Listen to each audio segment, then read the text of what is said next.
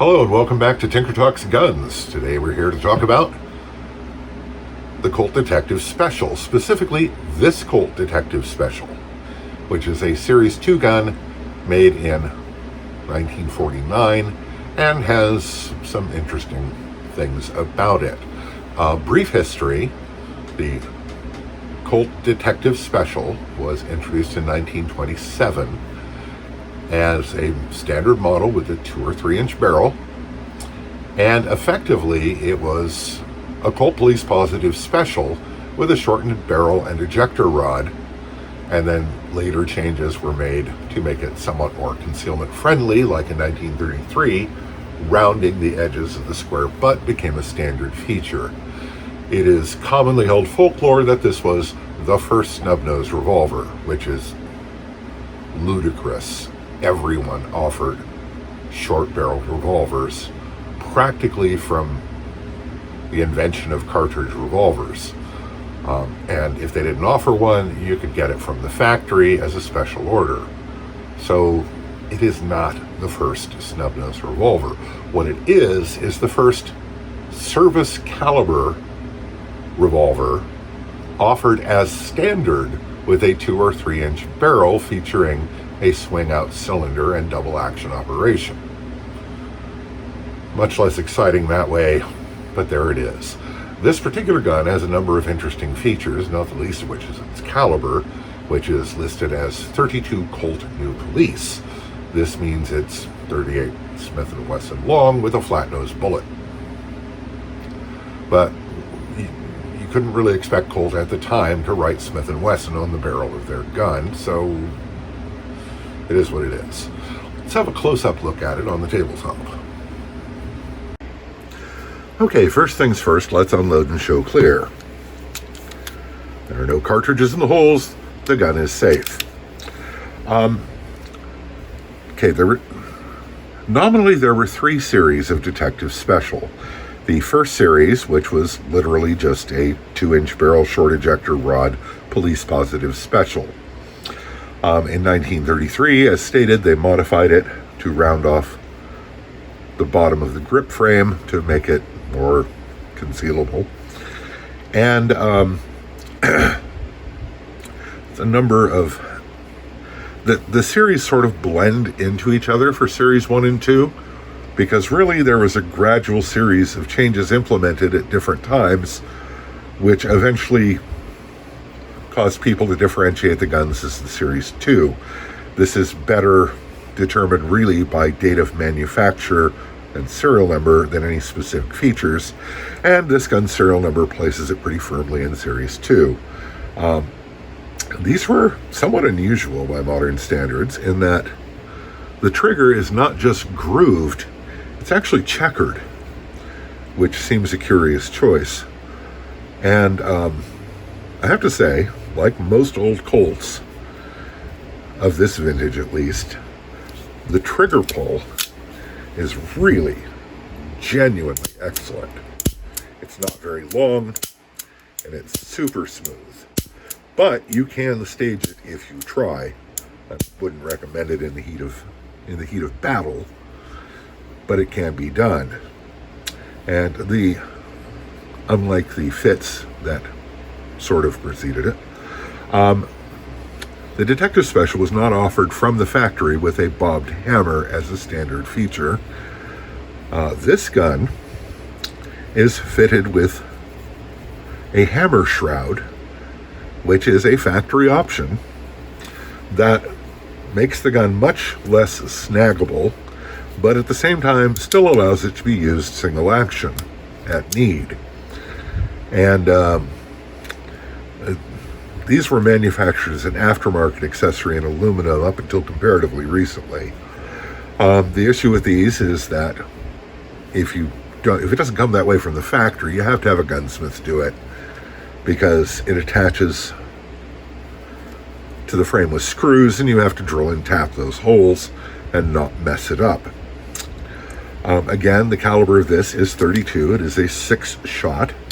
The sights are the standard Police Positive Special sights, to it a half-round post front, which in this case has been flattened on one side, to make it better, and the milled trough rear sight, which is shallow, but the sights are really not that bad. They're not great, but by the standards of snub-nosed revolvers, they're not bad. And of course, being me, I have painted this one bright orange because I like that. Now, Series 1 and 2 guns had something kind of interesting, which is this interior curve behind the trigger guard, which, to the best of my knowledge, fits no human hand in existence, unless you want to hold the gun very cockeyed indeed. They stuck with it, so obviously people were okay with it. The Series 3, which had rationalized production, in other words, it was made cheaper and easier to mass produce, they did correct this so that it was not necessary to have either a freakishly weird hand or some kind of filler back here or custom grips to use the gun. These grips, of course, are Antler, made by me because Antler is cool. And this is a terrific gun. It's extreme. Now, of course, it's showing its age. I mean, it is old. But the quality of the fit and finish is really beyond reproach. I mean, it's just super, super nicely put together. And it is an absolute joy to shoot. So, the cartridge, 32 Colt New Police, as mentioned, is 32 Smith & Wesson with a flat point bullet. It's a descendant of 32 Smith & Wesson, which at the end of the 19th century they lengthened to get more power out of it because cartridge capacity equaled power in the days of black powder, and this cartridge was introduced at the tail end of those days. Nice thing about these is a Smith & Wesson K-frame speed loader for 32 caliber works just fine in the Colt. And I will mention also that yes, these are hollow point bullets, but I don't anticipate any expansion whatsoever. This is really not designed to expand at the kind of velocities you get out of 32 Smith & Wesson long. And it either doesn't or barely does. I just had them, so I loaded them up and see how it would work out, and as it turns out, not great. 32 Smith & Wesson cartridge typically in these days is loaded in anemic target loads because it's all anyone uses them for pretty much anymore is target shooting.